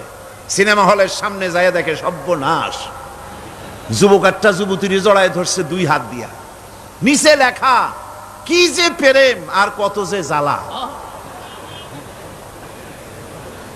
বেচারা গরিব মানুষ মাথা গরম হয়ে গেছে এটা দেখিয়া, যে বাইরে যদি এত জ্বালা, ভিতরে না জানি কত মজা। যে টাকা দিয়ে চাউল কিনতো, সেই টাকা দিয়া টিকিট কিনে সিনেমায় ঢুকলো। এর মাথা ঘামানো পয়সাগুলি পাইলো কে? বড় লোকই পেল। বড় লোকেরা ব্যাংকে টাকা রাখে, গরিব মানুষেরা ব্যাংক থেকে টাকা লোন নেয়। কৃষি লোন নিল, গরু কিনলো, বীজ কিনলো, সার কিনলো। আকাশ থেকে বৃষ্টি হলো না, অনাবৃষ্টি, অতিবৃষ্টি, খরার কারণে ফসল হলো না। ব্যাংক কি তার লোন মাফ করবে? তার সুদ মাফ করবে? শেষ পর্যন্ত গরুটা বেচা, মায়ের হাতের, বউর হাতের শেষ চুড়ি গাছা বিক্রি করে লোন পরিশোধ করলো। বড় লোকের টাকা ওখানে ছিল, ওই টাকায় আরো টাকা গিয়ে জমলো, আর গরিব ফতুর হয়ে গেল। এই জন্য আল্লাহ পাক বলেছেন সুদ হচ্ছে ওয়াহাল্লাল্লাহুল বায়া ওয়া হাররামা রিবা। আল্লাহ পাক ব্যবসাকে করেছে হালাল, সুদকে করেছেন হারাম। এই সুদের মধ্যে 70টি গুনাহ, তার ছোট্ট গুনাহ হলো নিজের মায়ের সাথে জিনা করা। জোরে কোন নাউজুবিল্লাহ। মায়ের সাথে জিনা করার চাইতেও নিকৃষ্ট, এটা হলো ছোট গুনাহ। টের পাইছেন? এইটাই হলো ছোট গুনাহ। তাহলে বড় গুনাহ কি? বড় গুনাহ হচ্ছে আল্লাহ আর তার রাসূলের সাথে যুদ্ধ করা। নাউজুবিল্লাহ পড়ে। সুতরাং এই সুদভিত্তিক অর্থ ব্যবস্থার, এই সুদভিত্তিক অর্থ ব্যবস্থাকে নির্মূল করে দিয়ে ইসলাম যাকাত ভিত্তিক অর্থ ব্যবস্থা কায়েম করেছিল, যার ফলে মানুষ খেয়ে পরে সুখে শান্তিতে বসবাস করেছে। চুরি নাই, ডাকাতি নাই, জেনা নাই, ব্যভিচার নাই, হত্যা নাই, ধর্ষণ নাই। এমন এক সময় এসেছিল কোরআনে কারিমের বরকতে, যাকাত ভিত্তিক অর্থনীতির বরকতে, এমন এক সময় এসেছিল ময়দানে ঢোল পিটানো হতো বাজারে বাজারে, যাকাত কে নেবে, যাকাত কে নেবে, যাকাত কে নেবে। একজন মানুষও খুঁজে পাওয়া যায় নাই যে বলবে যাকাত আমার দরকার। গল্প করলাম? এটা কি গল্প? এটা বাস্তব। হযরত ওমর বিন আব্দুল আজিজ রাহমাতুল্লাহ আলাইহির জামানায় সাদকার টাকা নিয়ে 3টি দিন একজন ঘুরেছেন গ্রামে গ্রামে, ময়দানে ময়দানে। একটা গরিব খুঁজতেছেন সদকার টাকা দেবে, গরিব খুঁজে পাওয়া যায় না। ক্লান্ত শ্রান্ত হয়ে মরুদ্যানের ভিতরে আরাম করতেছেন, এমন সেখানে আর একটা লোক আসছে, ধুলা মলিন, বড় একটা বস্কা তার সাথে। এই লোকটি তার কাছে গিয়ে বলছে, ভাই আল্লাহ আপনারে আমারে মিলাই দিছে, 3 দিন পর্যন্ত ঘুরেছি কিছু সৎকার টাকা নিয়ে, এত বড় দেশের এত জায়গা ঘুরলাম, একটা গরিব পাই নাই যে তারে দেব। আল্লাহ আপনারে মিলাই দিছে, নেন এই টাকাগুলা। কয় যে তোমার মাথা খারাপ না স্ক্রু ঢিলা? তুমি কি মনে করছো আমার এই বস্কার মধ্যে ছেঁড়া খাতা? তোমার টোপলায় যে টাকা আছে আমার বস্তায় তার থেকে অনেক বেশি টাকা আছে। তুমি ঘুরতেছো 3 দিন, আমি ঘুরতেছি সপ্তাহকাল, একটা ভিক্ষুক পাই নাই। এটা কিসের বরকতে? ইসলামী অর্থনীতির বরকতে। যেরকম কিসের বরকতে? কপাল পোড়া জাতি, কপাল পোড়া জাতি। সেই বরকতপূর্ণ সমাজ ব্যবস্থার দিকে না গিয়ে কোন নেতা কোন নেত্রী কি কইল সেদিকে দৌড়ায়, সেদিকেই দৌড়ায় পাগলের মতো। হেমিলেনের বংশীবাদক বাঁশি বাজায় চলল, আর ইঁদুর বাঁদর সব পিছনে ছুটল। এর কোনো মানে হয় না। বন্ধুগণ, আল্লাহ রাব্বুল আলামিন এই যাকাত ব্যবস্থার মাধ্যমে বিরাট পরিবর্তন এনে দিয়েছিলেন। এটি আল্লাহ পাকের একটি বিশাল নিয়ামত। এই নিয়ামত আল্লাহ পাক ইসলামী রাষ্ট্রকে দান করেছেন। আর যাকাতই বরকত। হালালে বরকত হয়, হারামে তো আর বরকত হয় না। কথা ঠিক কিনা কর? এখন আল্লাহর রাহে যে আপনি খরচ করবেন, সেই খরচ করার জন্য আল্লাহ রাব্বুল আলামিন কয়েকটা মূলনীতি দিয়েছেন। কিভাবে কি মন মানসিকতা নিয়ে খরচ করবেন। খরচ করলেই কিন্তু সওয়াব হবে না। আতর মাখবেন, যদি চিন্তা করেন যে আতর মাখলাম, মাহফিলে যাব, মসজিদে যাব, লোকেরা টের পাবে যে বেটা আতর একখান মাখছে, খামো খাই আপনার আমও গেল সালাও গেল, কোনো সওয়াব হইল না। আর যদি আতর মাখেন এই নিয়ত করে আতর মেখেছি, রাসূল পাক সাল্লাল্লাহু আলাইহি ওয়াসাল্লামের একটা সুন্নত আমল করলাম, আল্লাহ রাব্বুল আলামিন অসংখ্য নেকি আমল নামায় লিখে দিবেন। নিয়তের উপরে দারমাদার করছে সবকিছু। এখন আপনি যে খরচ করবেন, সেই খরচটা কিভাবে করবেন, কি মন মানসিকতায় করলে পরে আল্লাহ খুশি হবেন, সেই কথাটি আল্লাহ পাক কোরআনে কারিমের মধ্যে বলছেন। আমি আপনাদের সামনে সেগুলি বলছি। দানটা হতে হবে কেবলমাত্র আল্লাহরে খুশি করার জন্য। মনে রাখেন, এটা হলো এক নম্বর। কি দানটা হতে হবে কারে খুশি? জোরে কোন? আল্লাহ পাক বলছেন, ওয়ামা তুনফিকুনা ইল্লা ইবতিগা ওয়াজহিল্লাহ। তোমরা যা কিছু খরচ করো তাতে আল্লাহর সন্তুষ্টি লাভ করা ছাড়া মনের মধ্যে অন্য কিছু যেন লক্ষ্য না থাকে। শুধুমাত্র আল্লাহর সন্তুষ্টি মনের মধ্যে তোমরা রাখবে। আর কাউকে কোনো জিনিস দিয়ে তার কাছে অনুগ্রহ প্রকাশ করতে পারবে না। আমি তোমার এই উপকার করছিলাম, তুমি নেমক হারামের মতো আজ কথা বলো, এরকম বলে না? কাউকে কিছু দিয়ে অনুগ্রহ প্রকাশ করবা না, তার মনে ব্যথা দিবা না। الذين ينفقون أموالهم في سبيل الله ثم لا يتبعون ما أنفقوا منا ولا أذى। যারা আল্লাহর পথে খরচ করে এবং খরচ করার পর নিজের অনুগ্রহ প্রকাশ করে না এবং কাউকেও মনোকষ্ট দেয় না, টাকা দিয়া খোটা দিল না, মনেও কষ্ট দিল না, তাদের জন্য পুরস্কারটা কি শুনুন। আল্লাহ পাক বলেন পুরস্কার হচ্ছে লাহুম আজরুহুম ইনদা রাব্বিহিম ওয়ালা খাউফুন আলাইহিম ওয়ালা হুম ইয়াহজানুন। ওদের জন্য তার পরওয়ারদিগারের কাছে রয়েছে বিরাট পুরস্কার, আজরে আজিম। এদের জন্য কোনো ভয় নাই, কোনো চিন্তাও নাই, কিয়ামতে ডাইরেক্ট জান্নাতে চলে যাবে। সুবহানাল্লাহ। দানের এত ফজিলত যা ভাই আমি বলে শেষ করতে পারবো না। এত ফজিলত আল্লাহ দানের মধ্যে রেখেছেন। ত্যাগেই তো শান্তি, ভোগে শান্তি নাই। মজা কিসে? জোরে কন্যা, মজা কিসে? ত্যাগের ভিতরেই মজা। এরপরে আল্লাহ পাক বলছেন আল্লাহর পথে 3 নম্বরে হতেছে আল্লাহর পথে যা খরচ করবা বেছে বেছে ভালো জিনিসটা দিও, বাইসা বাইসা ছেঁড়া জামাটা দিও না। পকেটে হাত দিয়া দান করবে, পকেটে হাত দিয়া হাত আর বাইর করে না। কারণ কি? খুঁজে দেখে যে 10 পাই না 4 আনা। কম পয়সাটা দেবে, ভালোটা দেবে না। টাকা বের করে ওর মধ্যে ময়লা পচা গন্ধ লাগে ওইটা দান করবে, আর টাটকা টাকাটা পকেটে রেখে দেবে। এই স্বভাব আমাদের আছে কিনা? আছে কিনা? আরে বাবা, টাকা কি আপনি পকেটে রাখতে পারবেন? ওটা দেওয়া লাগবে না, এরে দেন তারে দেন, কাউকে কিন্তু দেবেনি। আমাদের এই বদভ্যাস আল্লাহ আমাদেরকে মাফ করুন, কোন আমিন বলেন, আমিন। দান করার সময় বেছে বেছে খারাপটা দিও না, ছেঁড়া কাপড়টা দিও না, অখাদ্য কুখাদ্য দান করো না। বিয়ার মজলিস, বিবাহে অনেক লোক দাওয়াত দিয়েছে, বেশি করে রান্না করছে, কম যদি হয়ে যায় বড় মিয়ার ইজ্জত নষ্ট হয়ে যাবে। মেহমান কম আসলো, এখন এই খাবারগুলি না পারিয়া তারপরে গরিবদের দেয়, না পেরে যখন খাবার কেউ নাই তখন গরিবদের দেয়। গরিবদের উদ্দেশ্য করে কিন্তু বানানো হয় নাই। এটা হলো একজনের রুটি খাচ্ছিল, এক কৃপণ বখিল রুটি খেতে বসেছে, সিল একটা আসে আর রুটিতে সু মারলো, সু মেরে রুটিটা নিয়ে গেছে। বেচারা পিছনে পিছনে দৌড় আরম্ভ করছে, গালি দিতে দিতে, মরার সিল আর তুই জায়গা পাইলি না। চিলের পিছনে দৌড়াতে দৌড়াতে নদীর পারে চলে আসছে।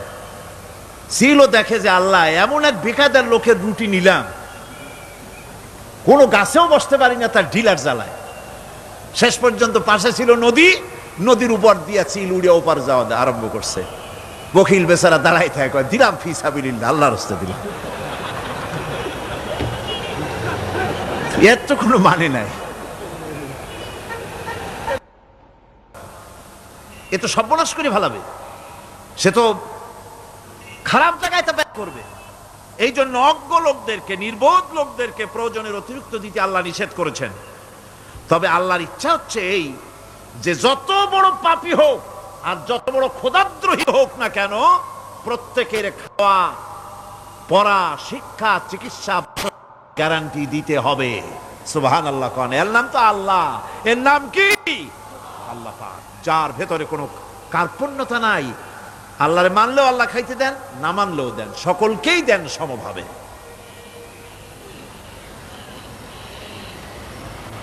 6 নম্বরে হচ্ছে, কারো প্রয়োজন পূরণের জন্য যদি ধার দেওয়া হয়, যদি কাউকে ধার দেন, তা আদায় করার জন্য বারবার তাকে তাগাদা দেওয়া যাবে না। একথা শুনে যারা ঋণগ্রস্ত আছেন তারা আবার এই সুবিধাটা নিয়েন না। সামর্থ্য থাকতে যদি যার কাছ থেকে ধার এনেছেন তাকে যদি কষ্ট দেন, অবশ্যই আল্লাহর কাছে আসামি হতে হবে কিয়ামতের দিন, কোনো সন্দেহ নাই। আর যে ব্যক্তি ধার দিয়েছেন তিনি যদি বুঝতে পারেন যে এই লোকটি আসলেই নিয়ত ভালো কিন্তু দিতে পারতেছে না, তাহলে এমন লোককে বারবার তাগাদা দিতে আল্লাহ নিষেধ করেছেন। তাকে শরম দিও না, তাকে সময় দাও। وَإِنْ كَانَ ذُو عُسْرَةٍ فَنَذِرَةٌ إِلَى مَيْسَرَةٍ وَأَنْ تَصَدَّقُوا خَيْرٌ لَكُمْ إِنْ كُنْتُمْ تَعْلَمُونَ।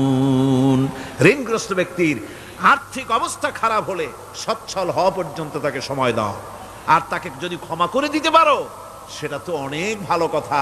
আল্লাহ তোমার প্রতি রহম করবেন। যদি ক্ষমার তাকে যদি সে দিতেই পারবে না এমন অবস্থা যদি হয়, তাহলে তাকে তুমি ক্ষমা করে দিও। কিছু সংখ্যক লোক আছে যারা ধার নিয়ে আসলেই ফাঁকি দিতে চায়, আছে না এমন সমাজে? না নাই? কিছু লোক আছে ধার নেয়, ভাই দেব 1 মাসের মধ্যে, কোনো সন্দেহ নাই। 6 মাস যায় তারপরেও দেয় না, অন্য কাজ করে মিটাই, অন্য কাজ মিটায়, কিন্তু এর টাকা পরিশোধ করে না। এরকম লোকও আছে, তারা আল্লাহর কাছে দায়ী হবে। একবার পত্রিকায় দেখেছিলাম কার বাড়িতে কার্টুন দিয়েছে, বাড়িতে বিরাট সাইনবোর্ড লাগাইছে, কুকুর হইতে সাবধান। তার বন্ধু বলছে, ভাই তুমি কুকুর কিনলে কবে?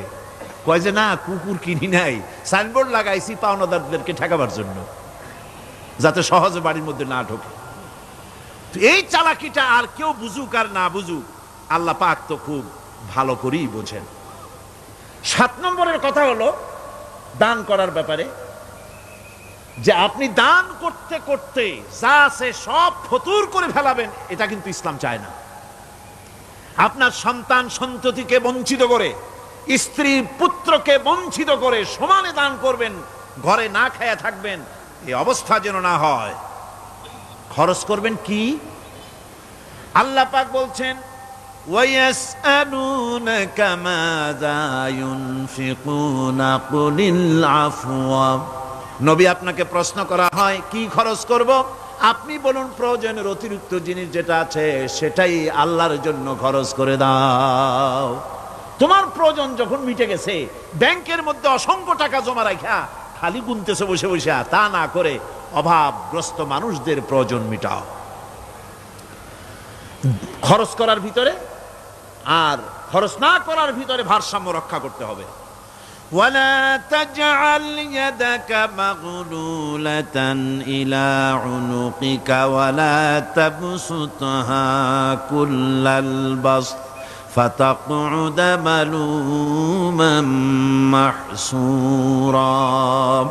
তোমাদের দানের হাত গুটায় একেবারে গলার সাথে বেঁধে রেখো না, আবার এমন বেশি ছেড়েও দিও না, কারণ এর ফলে তোমাকে অনুতপ্ত হওয়া লাগতে পারে, কার্পণ্যতাও না হয় আর দ্বিতীয় জমের মতো দিয়ে আর সব ফতুরু না হয়ে যাও।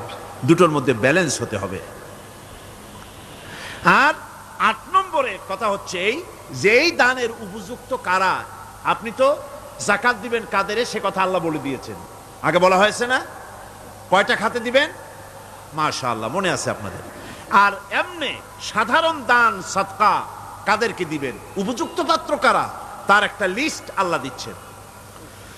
ওয়াবিল ওয়ালিদাইনি ইহসানা ওয়াবিযিল কুরবা ওয়াল ইয়াতামা ওয়াল মাসাকিন ওয়াল জারি যিল কুরবা।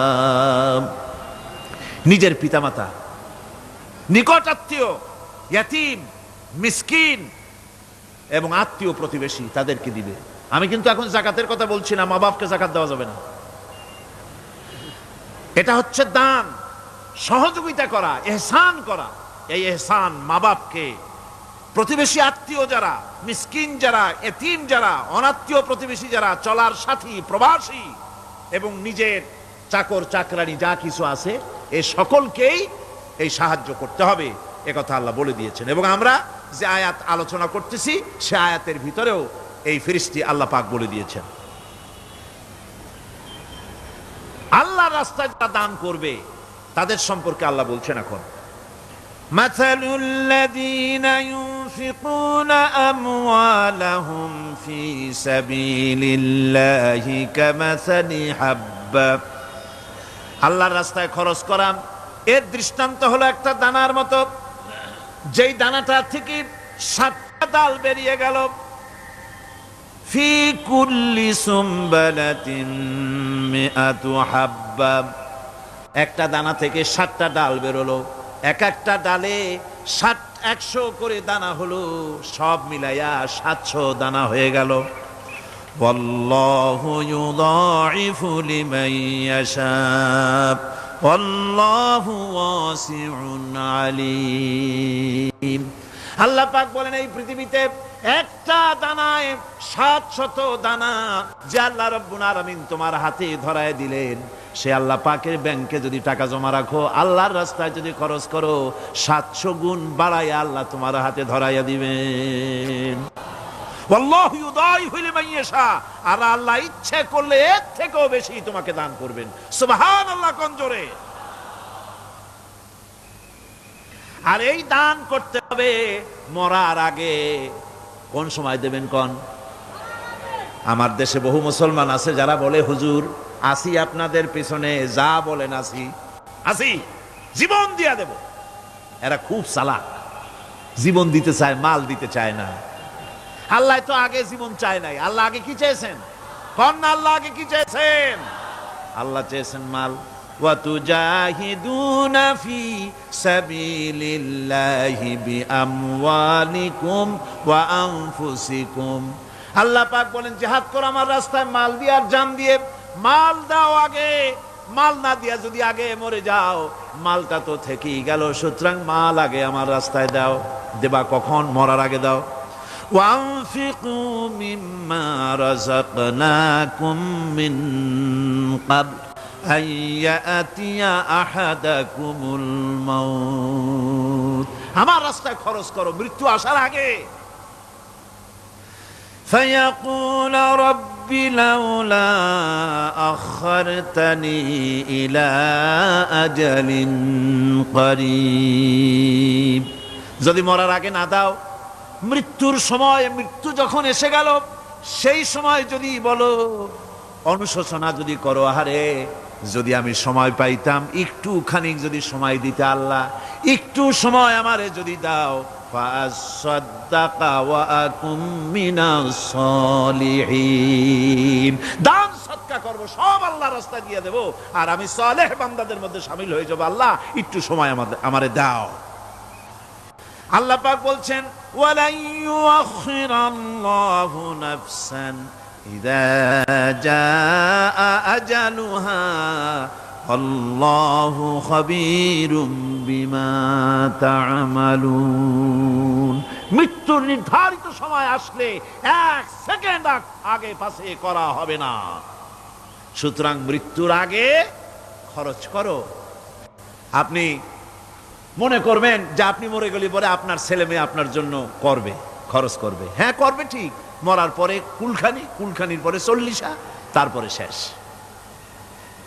এরপর আর করবে না। আপনার ছেলে মেয়ে যে আপনার জন্য করবে তার প্রমাণ তো আপনি নিজে। আপনি আপনার ছেলের মেয়ের জন্য কি করে, আপনার মা বাবার জন্য কি করছেন? আপনার মা বাবার জন্য যদি আপনি কিছু না করে থাকেন, আপনার ছেলে মেয়ে আপনার জন্য করবে না। সুতরাং নিজের কাজ নিজে করেন। আপনার পিঠ যদি চুলকায়, আর নাতিরে যদি বলেন নাতি পিঠটা চুলকায় দাও, সে যে জায়গা চুলকাবে আপনি করবেন উত্তর দিকে, সে উত্তর দিকে, দক্ষিণ দিকে, উপরে, নিচে, পিঠে, পাছার কাছে, যে জায়গায় আঙ্গুল দেবে আপনি করবেন ওখানে না, আবার আরেকটু উপরে দাও, আরেকটু পাশে দাও, জায়গা মতো পড়বেই না। আর কষ্ট করে নিজের হাতটা যদি পৌঁছাইতে পারেন জায়গা মতো পড়ে, একবার চুলকানি মারলেই চুলকানি শেষ, ঠিক কিনা? সুতরাং আপনি অন্যের উপরে ভরসা না করে নিজের খরচ নিজেই করে যান, নিজের কাজ নিজে করে যান, আল্লাহর রাস্তায় খরচ করে যান, বেশি পরিমাণে খরচ করেন। যত খরচ করবেন আল্লাহ রব্বুল আলামিন রাজি হয়ে যাবে। কোন সুবহানাল্লাহ। তাবুকের যুদ্ধের জন্য, তাবুকের জিহাদের জন্য আল্লাহর নবী চাঁদা চেয়েছিলেন। চাঁদা করা কোনো নাজায়েজ জিনিস না, তবে চাঁদাবাজ নাজায়েজ। মানুষকে কষ্ট দিয়ে পয়সা জবরদস্তিমূলক আদায় করা। 10,000 টাকা দিবেন মিয়া, 10 লাখ টাকা দিতে হবে, এত টাকা পাবো কে? আরে মিয়া পাবেন কই? রাইফেলের বাট দেখায়, তারপরে জামা প্যান্টের কাছে চুলকাতে গিয়া রিভলভারের বাট দেখায় দেয়, দেবেন না, আমার লোক এসে আদায় করে নিয়ে যাবে, তোমার বাপ দেবে কবরে উঠে। এটা জায়েজ নাই।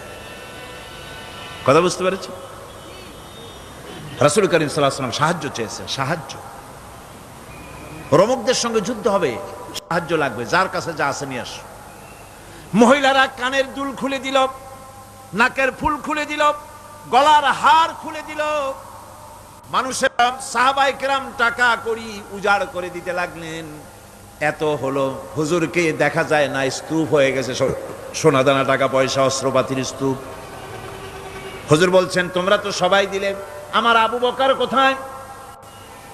হযরত সিদ্দিক আকবর রাদিয়াল্লাহু তাআলা আনহু, তিনি ছিলেন এক পিলারের আড়ালে, খামের আড়ালে, সেখান থেকে বেরিয়ে এসেছেন, হাতে 70 পোটলা। হুজুর দেখেন হযরত আবু বকরের চোখে পানি, হুজুরের হাতে পোটলাটা উঠাই দিলেন। নবীজি পোটলা খুলে ছাড়লেন, কয়েক কেজি গম পড়লো, আর কয়েকটা দিরহাম পড়লো। হুজুর হযরত আবু বকরের দিকে তাকায় দেখেন সিদ্দিক আকবর রাদিয়াল্লাহু তাআলা আনহুর চোখের থেকে পানি পড়ে দাড়ি ভিজে ভিজে পড়তেছে। আল্লাহর নবী বলেন, ও সাহাবীরা, তোমরা সবাই মিলে আজকে যে দান করেছো, সব দানের যত মর্যাদা হয়েছে তার থেকে একা আবু বকরের দানের মর্যাদা আল্লাহর কাছে বেশি হয়ে গেছে।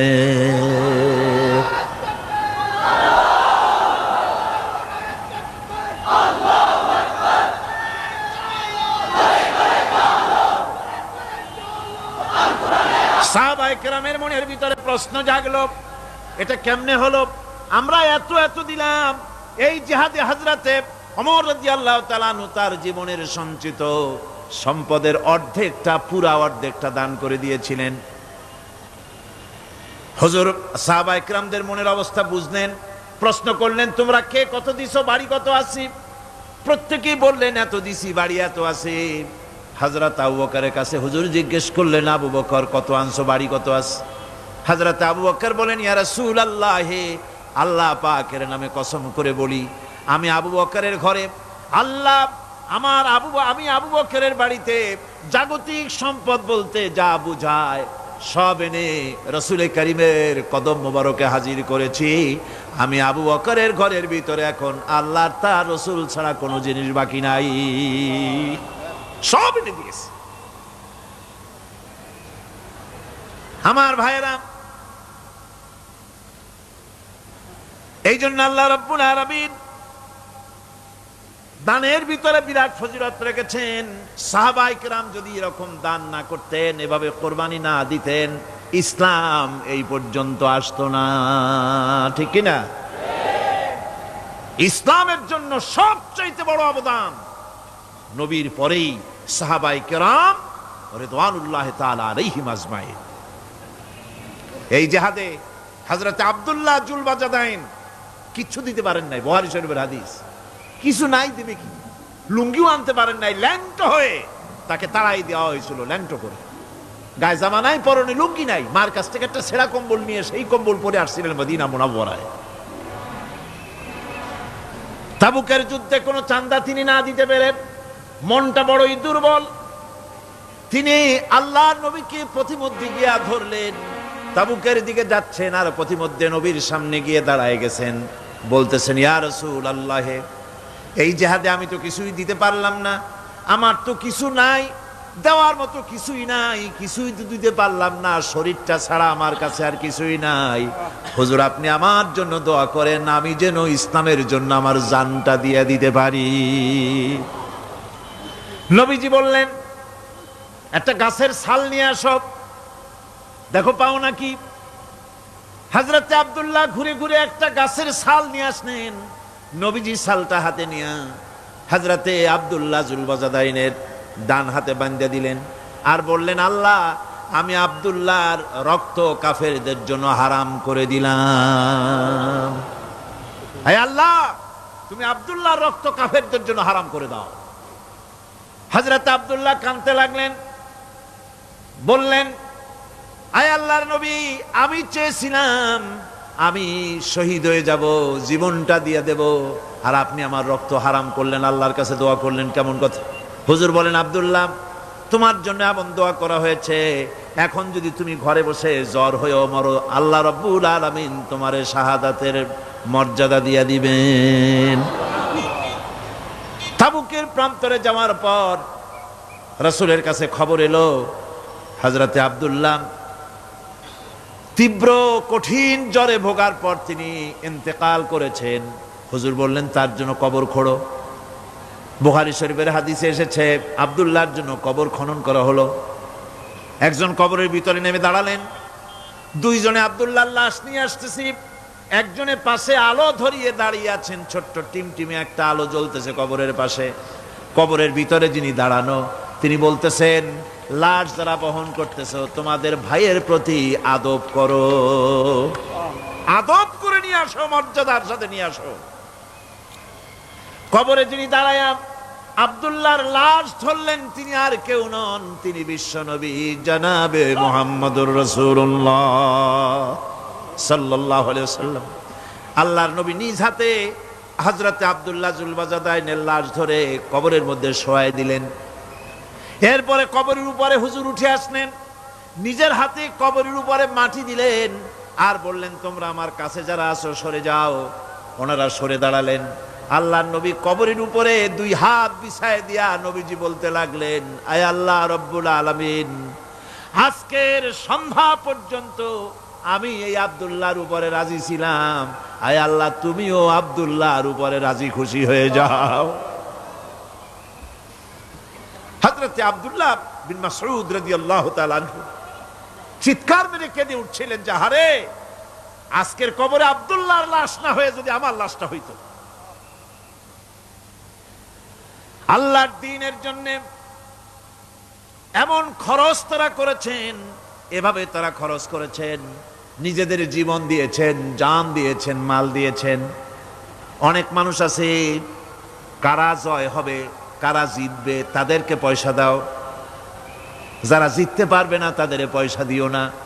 বড় বড় ধনী মানুষ আছে, দিতে পারে 5 লাখ 10 লাখ, দেয় মাত্র 500 টাকা। আবার যাদের উপরে ধারণা ওরা বুঝি জিতে যাবে, তাদের দেয় 2, 5, 10 লাখ 1 কোটি পর্যন্ত দিয়ে দেয়। আছে না? আছে। আল্লাহ পাক বলেন, ওয়ামা লাকুম আল্লা তুনফিকু ফি সাবিলিল্লাহ, আল্লাহর পথে খরচ করার ব্যাপারে তোমাদের আপত্তি কেন? কি হয়েছে তোমাদের? কেন আল্লাহর পথে খরচ করতে পারো না? ওয়ালিল্লাহি মিরাসুস সামাওয়াতি ওয়াল আরদ, অথচ আসমান এবং জমিনের সব কিছুর মালিকানা কার? আল্লাহর না। ওয়াজ তো আমি করি, গলায় অসুবিধা হলে আমার হবে, আপনাদের তো হওয়ার কথা না। শুনতে শুনতে গলা ভাঙছে। আকাশ আর জমিনে যা কিছু আছে সবটার মালিক কে? আল্লাহর নাম কি? যেমনটি জোরে নেওয়া উচিত ছিল গায়ের আওয়াজ দিয়া, গলার আওয়াজ দিয়া, তেমন আওয়াজ দিছিলেন না, দিলের থেকেও বড় আওয়াজ হতো। গায়ের শক্তি দিয়ে আল্লাহ পাকের নাম নেন। আকাশ জমিন সব কিছুর মালিকানা কার? সে আল্লাহ রাব্বুল আলামিন বলেন, লা ইয়াস্তাবি মিনকুম মান আনফাকা মিন ক্বাবলিল ফাতহি ওয়া ক্বাতালা। আল্লাহ পাক বলছেন, তোমাদের মধ্য থেকে যারা আল্লাহর রাস্তায় অংশগ্রহণ করে, যারা লড়াই করে, আর যারা খরচ করে বিজয়ের পূর্বে, যারা লড়াই করে না আর খরচ করে না বিজয়ের পূর্বে, তারা কখনো সমান নয়। সুদিনে বসন্তের কোকিল হবা, ইন্নী মাকুম, আমরাও আপনাদের সাথে ছিলাম, এটার কোনো দাম নাই। সুতরাং ইসলামের বিজয় আসবে ইনশাআল্লাহ। বলেন ইনশাআল্লাহ। ইসলামের বিজয় আসবে। বিজয় আসার পর এরপর আপনার টাকা দিয়া হবেটা কি? তখন টাকার অসুবিধা হবে না ইনশাআল্লাহ। এখন টাকা দরকার, ইসলামের জন্য এখন পয়সা দরকার। জান খুলে টাকা দাও, প্রাণ খুলে পয়সা দাও। যারা ইসলামের কথা বলে, যারা ইসলামের আন্দোলন করে, কলেজে করে, বিশ্ববিদ্যালয় করে, মাঠে করে, ময়দানে করে, আল্লাহর দ্বীন প্রতিষ্ঠার জন্য খেয়ে না খেয়ে যারা কষ্ট করে, দু হাতে তাদের দাও। বিজয় আসার আগেই দাও। আল্লাহ পাক বলছেন। কে বলছেন? আমার বন্ধুগণ, আল্লাহ রাব্বুল আলামিনের পথে এভাবে খরচ করায় আল্লাহ রাব্বুল আলামিন খুশি হয়ে যান। তাই তার পথে খরচ করতে হবে। সবশেষে একখানা হাদিস আপনাদের শোনাই। ওয়ান আবি হুরায়রা রাদিয়াল্লাহু তাআলা আনহু قال قال رسول الله صلى الله عليه وسلم السخي قريب من الله وقريب من الجنة قريب من الناس بعيد من النار। হযরত আবু হুরায়রা রাদিয়াল্লাহু তাআলা আনহু বলেন, রাসূল করিম সাল্লাল্লাহু আলাইহি ওয়াসাল্লাম বলেছেন, দানকারী আল্লাহর নিকটতম, দানকারী আল্লাহর নিকটতম, দানকারী বেহেশতের নিকটতম, দানকারী মানুষের নিকটতম, দানকারী জাহান্নাম থেকে দূরে সরায় দেন আল্লাহ।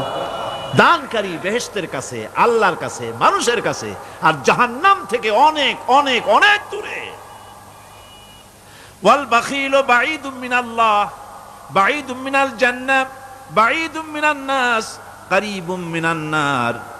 আল্লাহর নবী বলেন, বখিল ব্যক্তি, যে ব্যক্তি কৃপণ, সে আল্লাহ থেকে দূরে, সে বেহেশত থেকে দূরে, সে মানুষ থেকে দূরে এবং জাহান্নাম থেকে একেবারেই নিকটে।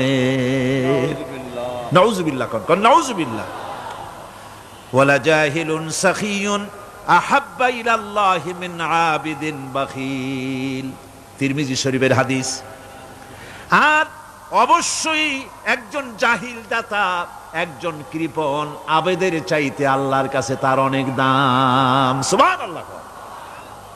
সুতরাং আল্লাহর পথে প্রাণ খুলে আল্লাহর পথে দেওয়ার জন্য মন তৈরি করুন। আল্লাহ যা দিয়েছেন, যেমন জোয়ার, যেমন ভাটি তেমন জোয়ার। কুয়ার পানি যদি না উঠান, কুয়ার পানি ক্রমান্বয়ে পচে যাবে, নষ্ট হবে। পানি যত উঠাবে, কুয়া পানি তত জারি থাকবে। কোন সুবহানাল্লাহ। দিতে থাকবেন আল্লাহর রাস্তায়, দিতে থাকবেন, ততই কল্যাণ হবে, মুক্তি হবে, শান্তি পাবেন। মোনাজাতের জন্য বসেন, এক্ষুনি মোনাজাত। মোনাজাতের জন্য দাঁড়ানো ভাইরা সব বসে পড়েন। আল্লাহুম্মা আমিন। ربنا ظلمنا أنفسنا وإن لم تغفر لنا وترحمنا لنكونن